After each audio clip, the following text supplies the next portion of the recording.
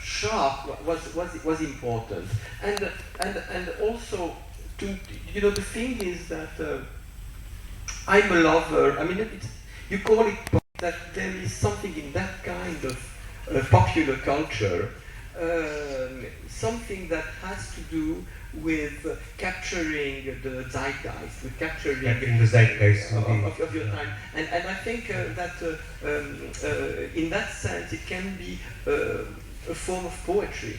I think that music is made by very young poets who create the poetry of their time, and at that time I recognized it as my own voice and my inspiration. So many things have been important to me in terms of painting, in terms of literature, and of course, as for anyone, but I think that on top of it all, I always recognized that form of music as something that has shaped the way I see movies.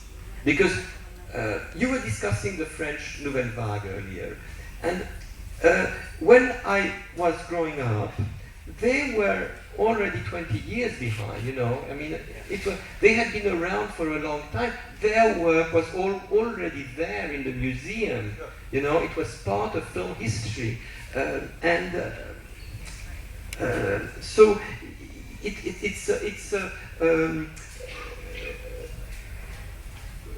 in the 70s, movies were not that magical anymore art form of a generation. I think you're saying, as I understand it, that the energy had shifted to the music scene to some extent. And that's what you drew out from, like you said, it was the part of the zeitgeist at that time. Yes, ultimately, strangely, what has inspired my filmmaking is the emotions I felt listening to music in the 1970s. More than cinema. Cinema was part of the counterculture. You had poetry, you had painting, you had cinema, it was all part of it. Yeah. But the driving force was music.